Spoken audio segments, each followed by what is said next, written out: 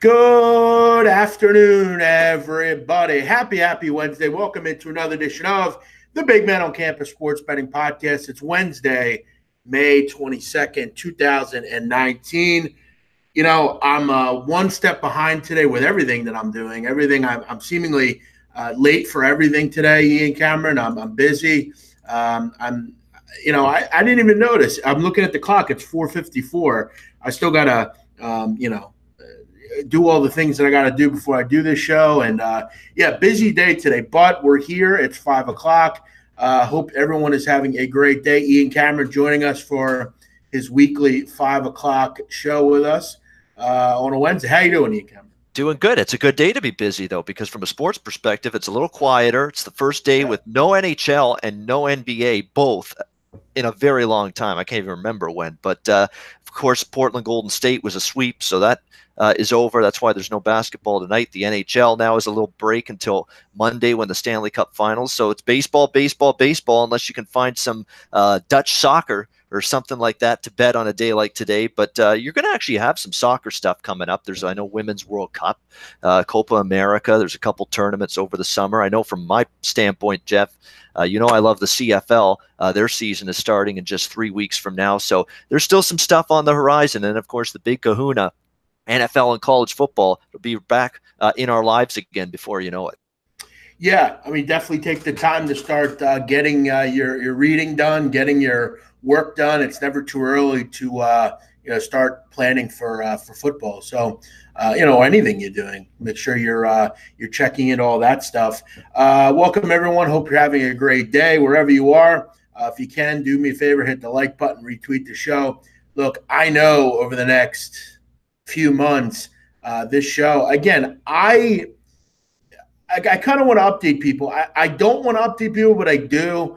I've talked, and we'll kind of keep Ian here with it. I'm working on possibly doing something else. I'm not in sports betting. I'm not getting done with sports betting, but I am working on something else. I'm really just kind of waiting it out until I go up to kind of meet with that. So, again, I don't know about what the future of this show is going to be.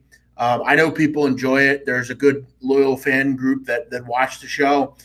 You're always getting people that say they like it and they like the info. But, again, I've talked about it. I know Ian's talked about it. We've all talked about it. Look, I can't do this for free. I can't sit here and, again, if people aren't supporting the sponsors, again, I would love to, have full control over what I do. And I would love to do it, the way I want to do it. But again, I'm looking to grow myself. I'm looking to grow what I'm doing. And I'm looking to kind of do things that, again, I'm not saying this isn't big time and I don't enjoy the people that watch the show. But again, I'm looking to kind of, find my way in the business. And I've done that. But now it's about going and helping a company somewhere that, with gambling being legal pretty much, most places and, us being able to bet, there's a need for this. And I don't know the future of the show. And I know there are listeners that think I should just sit here all day and do everything for free. And, there's just some magical money tree that appears. I got to do what I got to do. So, look, I don't know what the show is going to be July 10th or August 1st. I guess we'll just kind of see. But, Ian Cameron, anything to add to that before we kind of get into some of the baseball tonight? Well, just in general, this is the time you want to grow yourself in the sports betting world. Sure. I'm not talking about handicapping and selling picks. I'm not talking about that. I'm talking about the media side. I'm talking about shows, TV, radio, that kind of thing. This is the time to jump on board. You look at, Fox Sports 1's had that, even though it's a god-awful show, in my opinion, they've had that Let It Ride show for a while since sports betting legalization's come aboard. Daily Wager, which is on ESPN News Daily with Doug Kazarian. He hosts that. That's been on daily. They're jumping on the sports betting bus. Bleacher Report now is going to be starting a Las Vegas-based sports betting show, and I know Kelly Stewart's going to be involved with that. So everybody's jumping in on sports betting with the legalization sweeping across the country. They want shows, they want segments, they want content and coverage devoted to this, what I think is an explosion waiting to happen, and that's sports betting across the mainstream. It's already started, and it's only going to get stronger and bigger from here. Exactly. And, look, that's just kind of something I need to do. So, For me, again, I don't know what the future of this show is going to be, but I'd obviously just expect that most of you guys will follow me wherever I go and whatever I do. Ian, you talked about CFL. What are your plans for that? Are you going to be handicapping it as always? Yeah, absolutely. Definitely. This will be my, ninth or 10th season with the CFL from a betting standpoint. Definitely a lot longer from a fan standpoint, particularly with the Hamilton Ticats. So looking forward to the season. I mean, there's a lot of personnel turnover with a lot of these teams going into this season, probably more than normal. We've seen a lot of quarterbacks move from one team to another in the offseason. We've seen a lot of big defensive players on that side of the football really change teams in the offseason and free agency and trades, whatever the case may be.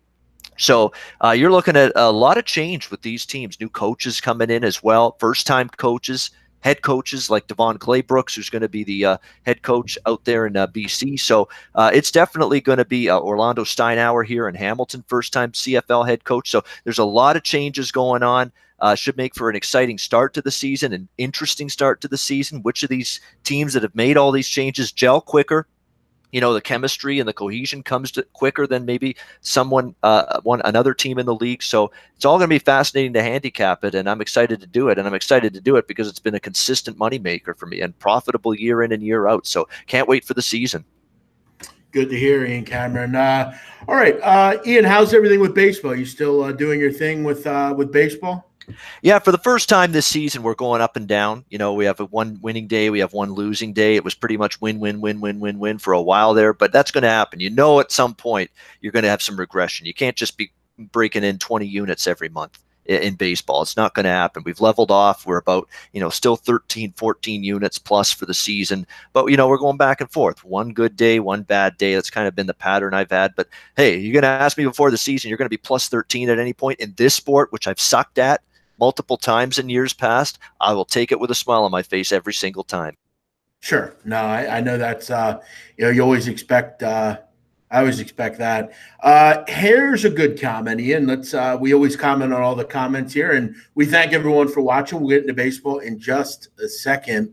William Thomas, Handicapper's Watchdog has you down 17 units in all sports since being tracked there. Is there a big demand for a losing handicapper? Well, it's funny you asked that, and I'm glad that you did, because you pinhead fuckbags are always on my show, even though you watch, and I thank you for doing that. Listen, Handicapper Watchdog, unfortunately, there's a lot they don't track. I went 6-0 in the NBA draft, or in the NFL draft. Those weren't tracked. Countless soccer winners I gave out that aren't tracked. I've done all sorts of work that's not tracked. My 45 units in profit over the last two seasons, I made over 50 units in college basketball. Keep in mind, only one of those seasons was tracked.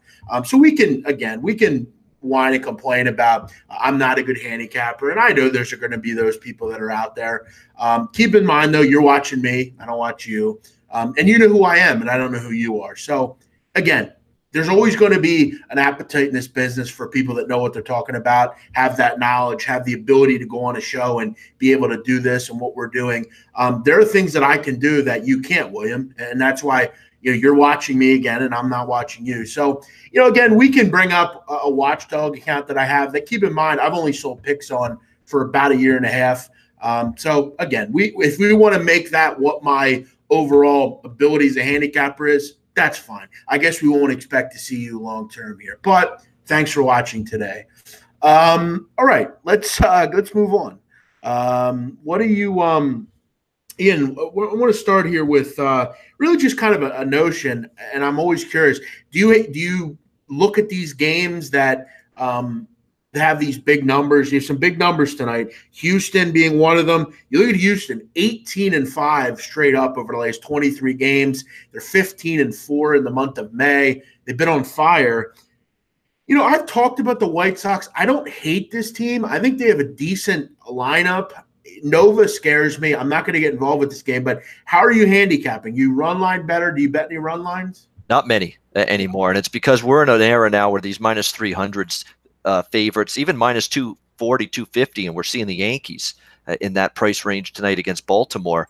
Even the run line, you're still in a lot of these situations going to have to lay $1.30, $1.40 on the run line, to lay the run and a half with them. So, there is look at the Yankee run line. It's -160. Look at the Houston run line. It's -165, -170. Yeah. I mean, it's hard to find value. I mean, let's be honest. I mean, that's very, very difficult for me to lay a run and a half, especially with the home, in Houston's case, because they're the home team.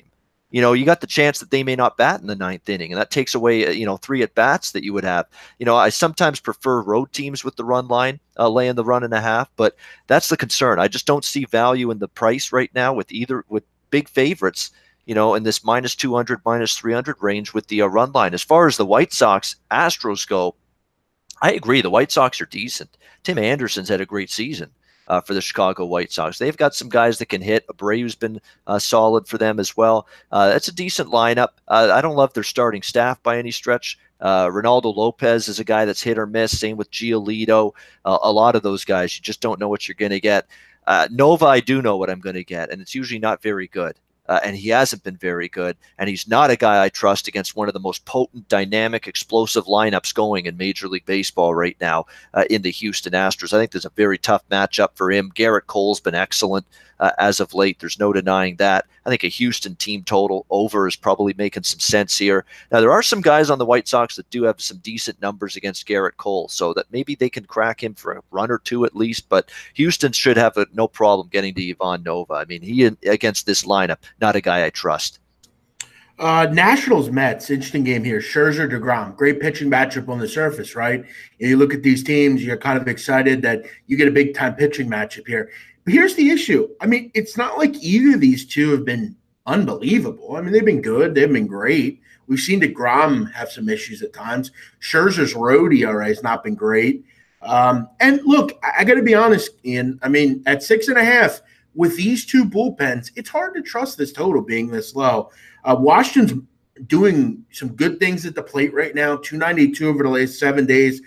The Washington Nationals guys have a bullpen ERA of 6.61. They're the worst in baseball. The Mets aren't much better. 8 of the last 10 in this series have gone over the number. These guys play each other a lot. They're in that NL East. I'm willing to kind of think, Ian, that 6.5 is worth a shot here. Again, look, I know both these pitchers can go 7 innings and only give up 1 run, and this could be 2-1 in the in the 7th or 8th inning. But these bullpens are poor. I'm willing to take a shot with a total here and an over. I think 6.5. And look, last night I gave out 2 picks and they didn't get the job done on totals. But you know what, Ian? The play that I sent out to the group that follow me, I got the job done with the San Diego Padres. So that play that I really lauded over got the job done. So I'm looking to kind of keep up. I've had some good mojo in my premium baseball over the last 2 weeks. So, again, this isn't my favorite play on the board, but I think the Scherzer DeGrom spot here at 6.5, I think it's worth the play. Maybe a half a unit play on an over here. Yeah, DeGrom's had some bad starts. He has. Last time out against the weak, light-hitting Miami Marlins is, 6 runs, 9 hits, 5 innings. Not very good. Not Jake DeGrom-like.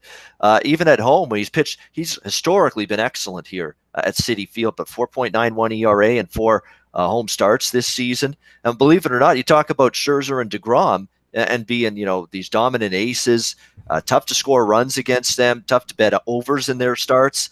Well, DeGrom's 5-4 over in his 9 starts. Scherzer's 5-3 over in his 8 starts this season. So I wouldn't talk you out of it. Like 6.5, I didn't bet it, but it is a low total. I certainly don't want it under, even though you've got 2 big name pitchers on the mound. Scherzer, he's been good, but he's had some games where he's also labored, hasn't pitched maybe as deep into some games as you would like to see. 6 innings has been where he's topped out in a couple of recent starts as well, which means you're going to see plenty of that Nationals bullpen.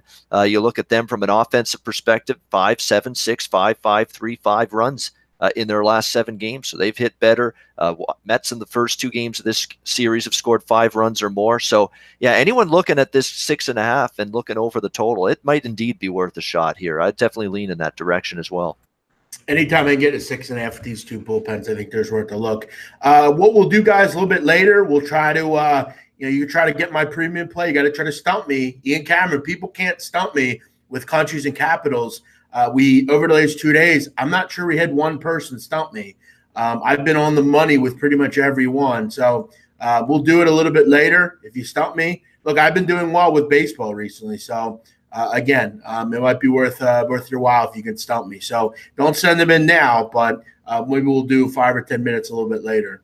Ian, where do we go here? Let's go to. I do agree with that. By the way, the side in that Mets Nationals game, I like the Mets there. If I would bet the Mets there. DeGrom is one of those guys where when he has a really bad start, like last time, and you saw if you look earlier in the season, he had a couple of really bad starts. He had a really good one the last time out. So I definitely think from a side perspective, Mets, in a good spot tonight. Good stuff. Quick one here. Just wanted to mention this: Yankees and Baltimore. Straily against CC. I'll tell you what. I wouldn't. Again, look. Why Dan Straily still pitching for the Orioles? I just don't think they have many people to go to. Look, on any other team, I don't think Dan Straily would be in the rotation at this point. He would not be. That's not even an issue. That's not an issue. He would not. Yeah, he's been really horrific. And you look at the Yankees. This is the last team you want to face right now. I mean, they're murdering the ball right now. 34 runs over their last 3 games. They've been on fire. You look at how bad Straley's been. 8 games, 30 and 2/3 innings, an ERA over 8.5. His whip is 1.89, and opponents are hitting 333 off Dan Straily. I mean, that means every hitter, and that's literally 1 in 3 hitters is getting a hit off Dan Straily, and that's. I mean, Ian, does that blow you away with this many innings? No, that's because I've seen this guy stink for a couple of years now, at least, if not longer than that. I mean, that is really bad. That's 333 overall. Yeah. Yeah, I can get plus money on, and look, I know the team total at 6.5. That's high, but I mean, it's not like the Baltimore Orioles bullpen's any good. They're not. I mean, you look at this. I mean, you look at this price. I mean, 1.5 runs here, you land 165. Team total is the better bet. If you were looking for better value, you have to look team total. I don't like that run line, especially in that price range. You're just kind of open for a crooked number here from the Yankees. Yeah, Straley's been really bad. That's just kind of one, and I wanted to point out. No real value from the rest of the game, just because of the number being so high. I mean, Ian, do you do the good old 2-team parlay here, Yankees and Houston? There's no way that loses, right? No, of course. That's usually the way it works. Everybody thinks Yankees and Astros are absolutely locks tonight, and one of them will lose. That's might lose, and it wouldn't surprise me because you look at it. That's sometimes what can happen in those type of situations. For me, I'll be honest. I think 6.5 could actually be cheap with a team total on the Yankees tonight. They've scored 10 and 11 runs in the first 2 games of this series. They're absolutely hitting the ball extremely well.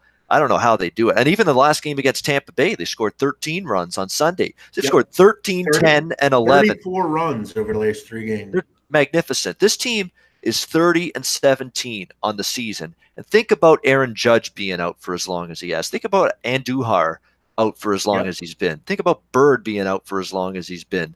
And all these guys that have been on the DL. They only recently got guys like Gary Sanchez back from the DL. They still have no Stanton as well.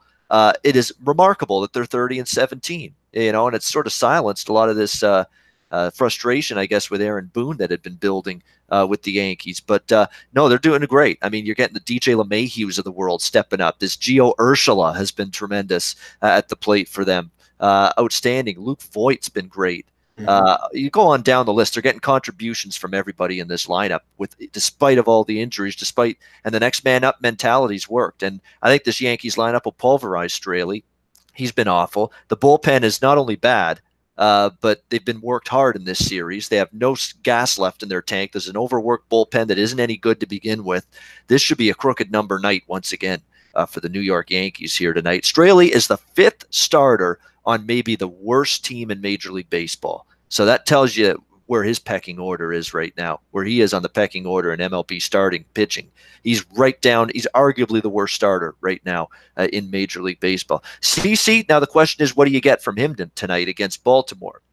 He's not been quite as effective on the road this season for the Yankees. The Orioles have at times shown the ability to hit. Against lefties, they do have a little bit of a better batting average. So maybe this is an opportunity that they can get some runs at least a few on the board here in this game. I know the last two times that CeCe's been at Camden Yards, 5 runs in 5.1 innings, 5 runs in 5 innings. So didn't exactly pitch great the last 2 times he's been at Camden Yards. So I actually have 2 bets in this game. I have the Yankee team total over. I like that a lot. And I like the full game over 10.5. I really think it'll get there. I think Baltimore can put 3 or 4 runs on the board, and I think the Yankees will take care of the rest. So Yankee team total and full game over. I like both of those.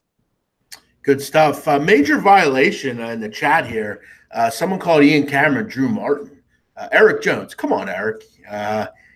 Come on. You can't get Ian Cameron and Drew Martin confused. But I'm just messing with you. But yeah, there are some people you could say I'm that them. When you say I'm Drew Martin, I'm offended. I can't stand for that. That's just unacceptable. Ian, I want to just take a quick break from baseball. Just wanted to update someone on something here. This is kind of an interesting article I found, and I want to kind of discuss it quickly. And I want to shout out my good friend Jack Mack over at Barstool Sports. Does a great job of writing blogs over there. He does a lot of college football stuff, but he wrote a blog today about Ian. There's a woman on Instagram. She has 140 fans, so 140,000 fans. She posts photos, and she's recently, I guess they're shadow banning her. They're trying to take her off, the website. People are basically trying to ban her posts. The big thing is, Ian, she is quite possibly the most attractive 48-year-old woman I have ever seen.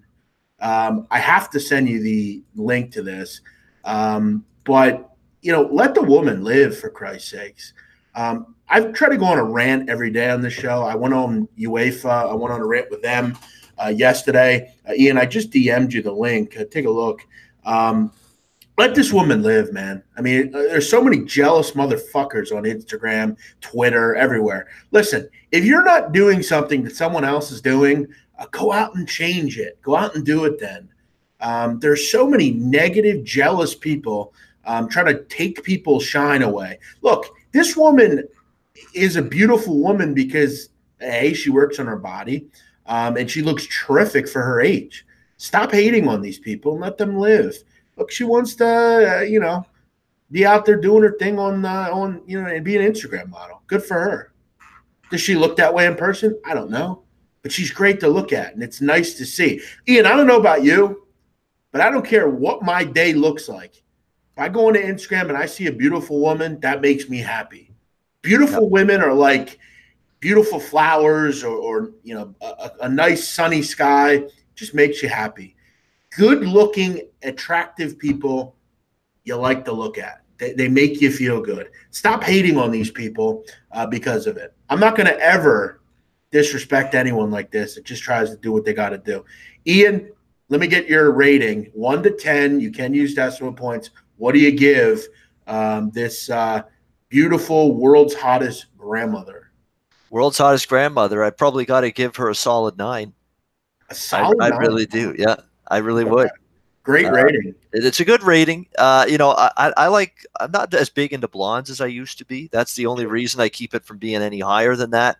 But yeah, gorgeous. She's got the big tits. She's got the whole thing working. The rack's working. The body looks phenomenal. She's 48 years old. This Gina lady, absolutely outstanding. You're right. I just posted the link in the chat, so hopefully you guys can check it out. Yeah, I mean, listen, I'm not a blonde guy. I don't think. I have to look back on my stable. Hey, I don't hate him. I wouldn't. No, I wouldn't. But I wouldn't kick her out of bed. Put it that way. I can't say that I've. I mean, I don't think I've dated I can't remember last time I dated a girl that was blonde. But this woman is terrific. Got to give her a 9 at least, just because she's 48 and she's got a figure like that and a face like that. Like, where's the wrinkles? Where's anything? Unless she's doing an amazing job hiding them. She's looking terrific right now. Yeah, I mean, the great thing about Instagram and you can filter stuff and you can look a certain way. But listen, this is what a beautiful woman. I mean, definitely. Look, and the fact that she's 48 is even better to me. I'd take her over a 28-year-old any day. I mean, the women that are in their 40s, I mean, they know what they're doing, man. They know how to take care of you. Beautiful. What a terrific. And a chance that if they're looking great at 48, they'll look great at 68. They'll look great at 78. 100%. Yep. 100%. This chick in 20 years will look just as, she'll look just as good. Some women just age well. Whereas if you're the chick that's looking like, rotten teeth, no teeth, all hair all messed up at 35, 40, yeah, it's only going to get worse from there. I will say this, though, Ian.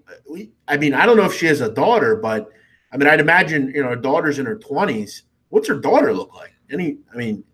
Her daughter's got to be a complete 10. But, hey, look, and she is confirmed, according to Jack Mack.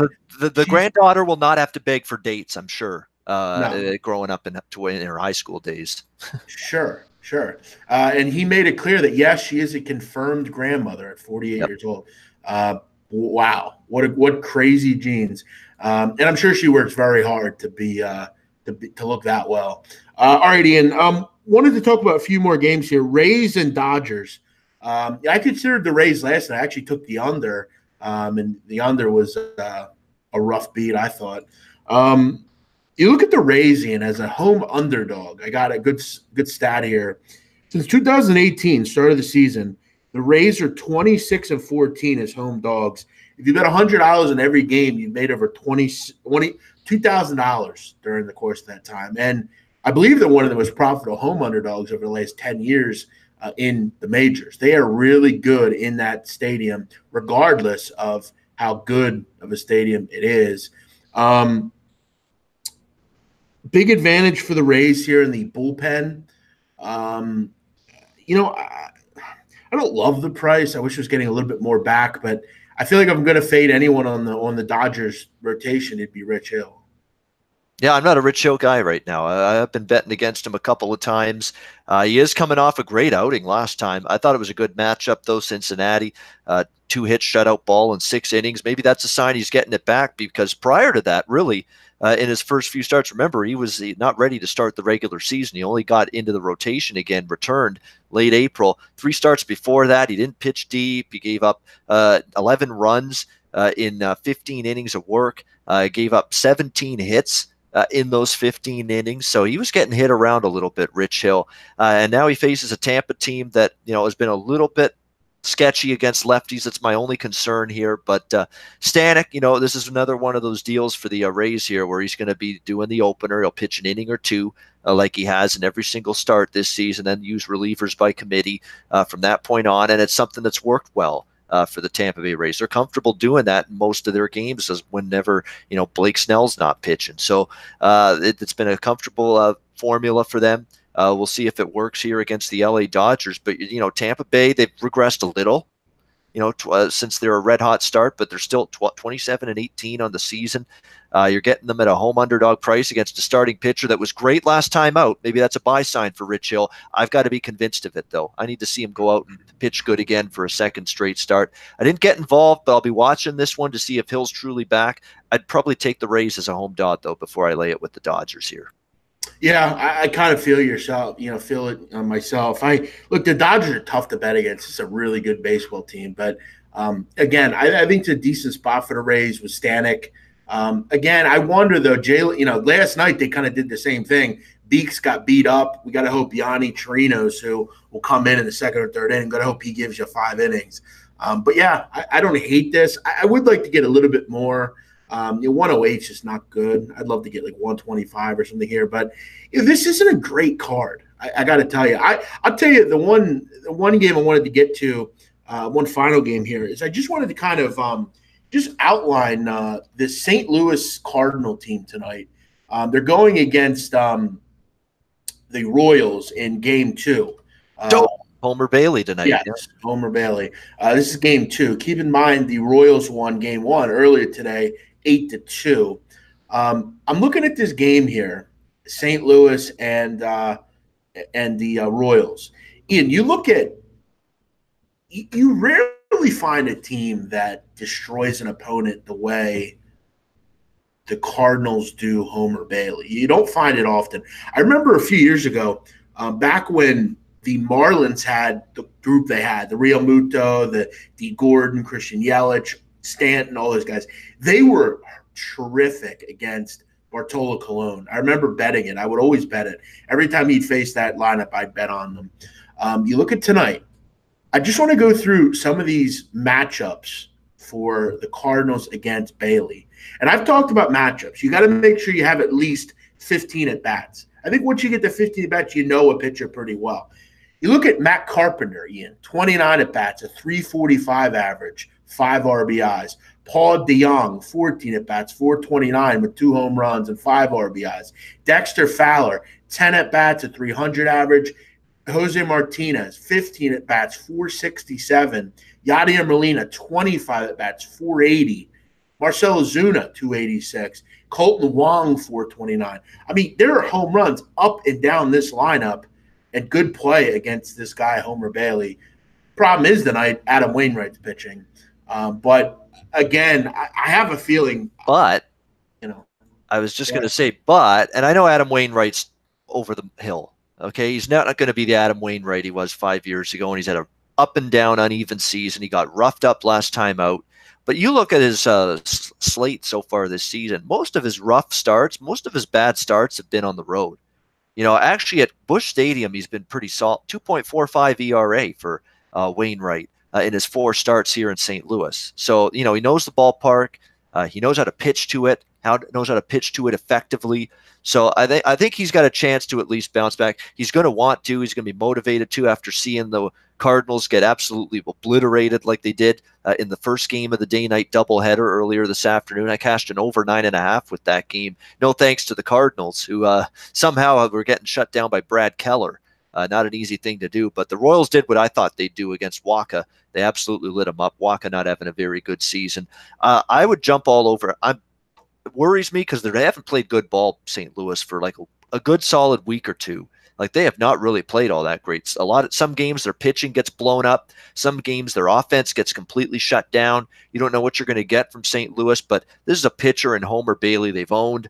Homer Bailey sort of struggled again the last couple starts after he had a nice little run going that didn't last long. Back to the same old Homer Bailey. Got roughed up, struggled with walks as well. Yeah, in his last start against Texas. You pointed out all the numbers that these Cardinal hitters have against Bailey. Very, very good. And we've got that angle in play here. Bet on the team that lost the first game of the day-night doubleheader. That was St. Louis in the second game. They'll come back stronger with a little more fervor to try to get this win tonight. I would look at run line here. If there's ever a run line spot I'd look at tonight, and I don't bet many, it would be this one, -1.5 runs on the Cardinals, which is +110. You do get a plus price with that, maybe a Cardinal team total as well. I'm going to stay away from the Wainwright thing because, he might struggle again, but he's been good at home. So you don't put it past him to have a good start here against this Royals lineup. I'd stay out of that equation and just focus on Cardinals run line, Cardinals team total over to maybe score some runs off Bailey. I agree. For me, the only one that I would consider, at least from a free play perspective, I do have a premium play tonight, but the one free play that I would definitely think about is I think Nationals Mets over. I think that can get there with those bullpens. I'm not in love with those starters, even though they have the ability to be really good. I think the lineups are good enough. We know the middle of that Mets lineup's pretty solid. Nationals have been hitting the ball well. Ian, wanted to quickly, again, we don't got to take a ton of time here. This show isn't going to be particularly long, but I wanted. No, that's okay, big man. Because I got to go by 6. So if we got to cut it a little shorter, no worries. Sounds good. Yeah, I just wanted to ask you about the Bruins and Blues. That's starting Monday. You get the Bruins at 160, Blues at +140. Look, I'm sick of hearing about the fucking Blues. I'd love to see the Bruins knock them off, even though. Wow, you're one of the few people that's a neutral observer that would want Boston to win outside of Boston. I think it's a cool story now, but I'm sick of fucking hearing that stupid ass song. Look, I've talked about, kind of it being cool that was started in South Philadelphia, but I'm starting to get kind of sick of seeing. Look, I'm friends with tons of people, and look, I'm not afraid to say it. I just think it's kind of lame. It's very jumping on the bandwagon. All these guys that say they're big Blues fans, they were all Flyer fans, a month or two ago. Now that everybody cares, now they're all of a sudden these big Blues fans. I'm just kind of sick of the whole story, to be honest. What do you think about this series, Ian? Who has the shot here? I would. This Boston was playing tremendous hockey in the last couple of rounds. Columbus and of course sweeping Carolina. You know, the top line of Bergeron, Pasternak, and Marchand was great. They're getting great contributions as well from their depth forwards, which has been big for them. Tuukka Rask has been a stone brick wall in net for the Bruins. He's been absolutely scintillating in between the pipes for them. But I worry about teams in this kind of spot where they're clicking, everything's rolling, everything's just been outstanding for them. Their entire team play, offense, defense, goaltending, it's all clicking right now. And now you're going to put an 11-day break, an 11-day layoff between when the Bruins swept Carolina in the East Finals with Game 1 of the Stanley Cup Finals, which starts next Monday. I'm worried about it. I'm worried about the layoff. It's not a 1 or 2. It's 11 days. Now they're going to have a intra-squad scrimmage tomorrow night at TD Garden in Boston to try to keep everybody, engaged, try to keep everybody, loose and ready to keep that playoff mentality going. But that's not anywhere close to a live game scenario. They're trying to simulate it to the best they can. From what I've read, it's going to be no contact. You can't body check. You can't, have any sort of hits whatsoever. So that can only go so far to trying to get your team re-engaged and revved up again for a Stanley Cup final series. I think it's difficult for Boston to really just flip the switch and be on top of their game again come Monday night in Game 1. We saw teams with the layoffs earlier in these playoffs. Islanders got swept by Pittsburgh. They turn around and get swept. Columbus sweeps Tampa. They turn around, get off to a tough start with a layoff against Boston and end up losing that series. The layoffs have hurt every single team that has had one here in the Stanley Cup playoffs. So I'm worried about that for Boston. I don't know if it's enough for them to lose the series, but it's enough for them to probably lose Game 1, in my opinion. And in fact, I'll be looking to back St. Louis in Game 1. I think they'll have an opportunity to steal Game 1. I think, they have the perfect amount of rest. Thursday, Friday, Saturday, Sunday. They'll have 4 days, it's not too long. It's not too short. They really get to heal up from what was a physical series against San Jose that ended last night. I still think if the Bruins can regroup from maybe a lackluster, rusty Game 1, they've still got enough to win this series. But I wouldn't sell that Blues team short.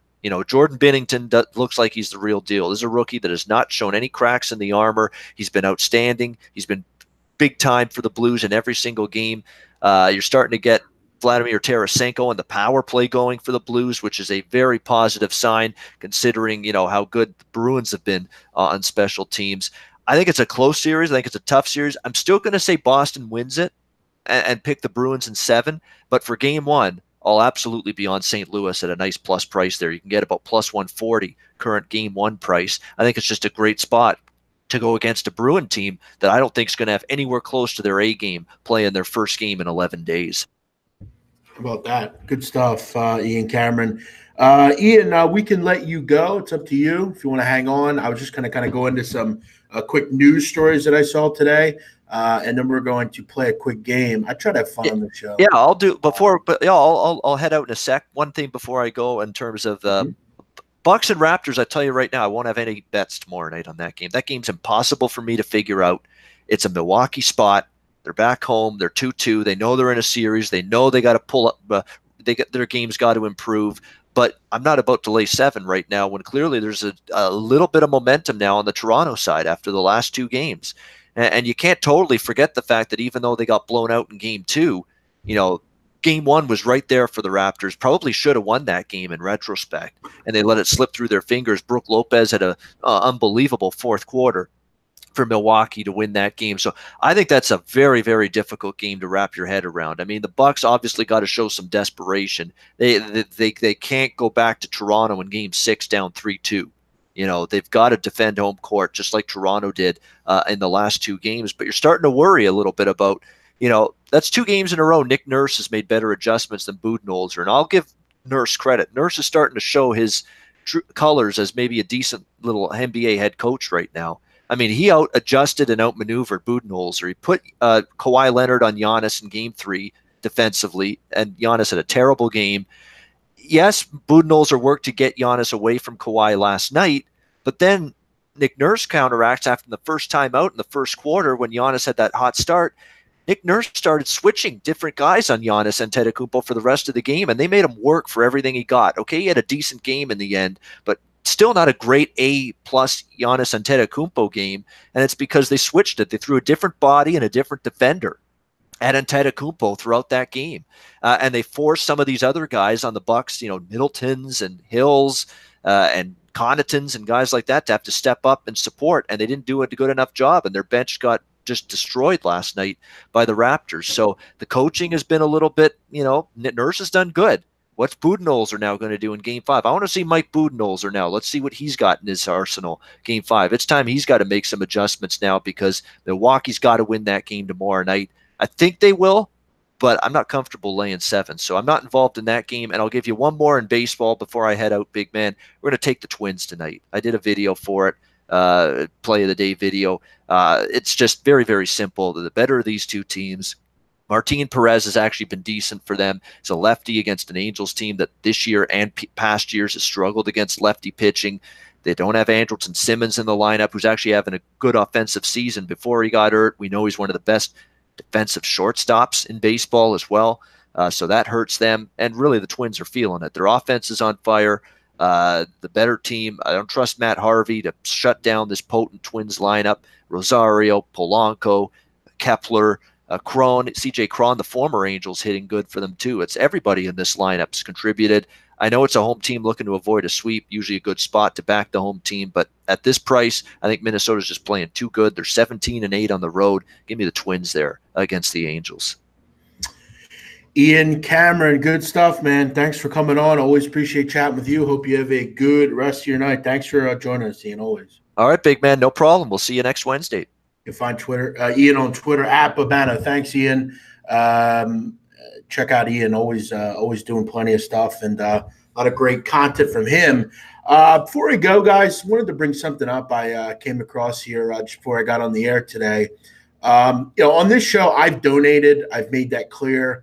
I remember back when we had basketball going at full force. I donated a lot to the Pennsylvania Innocence Project. I've talked about the Innocence Project and what it is. But I came across something recently that I read where, was kind of blown away with it in general. And I talk about this because the person that I'm referring to actually died this morning. I want to make this very clear. I am not saying at all that I support this human being. I don't. What he did was obviously horrific. I don't stand by people like this. I'm really looking at this only from just a research mental position. I'm looking at it from just a fascinating standpoint of a read if you want a good read. We as Americans are pretty fascinated by prison. There are prison TV shows. There are prison, movies. There are all sorts of things, the Shawshank Redemption and things like that. But I came across this inmate I read about, and I was just always fascinated with his story after committing the crimes that he committed.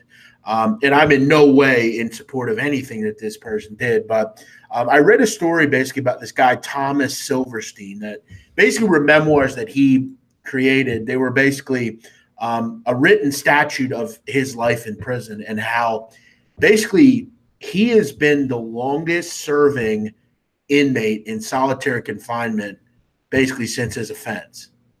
And I am not for capital punishment. I'm not for extended periods of isolation. I think as a human being, it is extremely crippling to one's mental state. And I don't agree with long-term solitary confinement. I am aware that there are certain people that are just, you can't help. But I really just looked at it from a fascinating standpoint of this guy and what I read. I mean, he's been in solitary confinement, again, until today, for 432 months straight, 36 years straight. He's been in solitary confinement. That's over 13,140 days. Just think about that. That's amazing to me.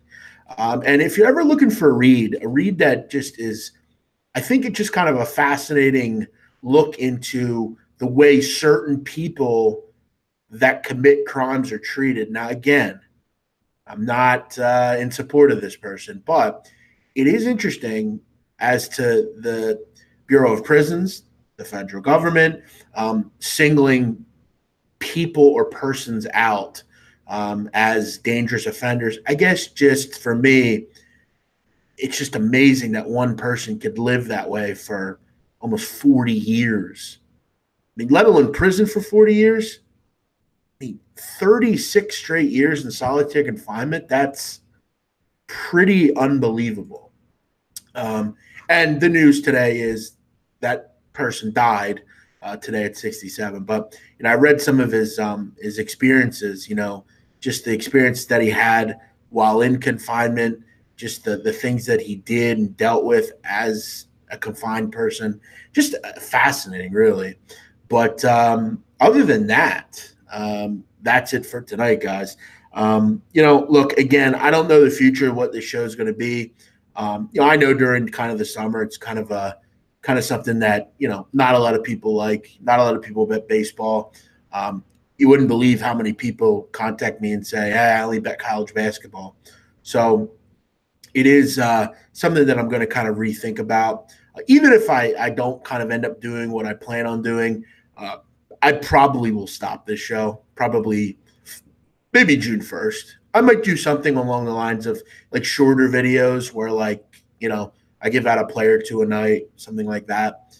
I guess I'm just kind of at the point with, at least for baseball, I have a group of people that support me. They get the plays that I love. And I would just kind of recommend, look, if you want that kind of stuff, you can reach out to me, bmocsports@gmail.com.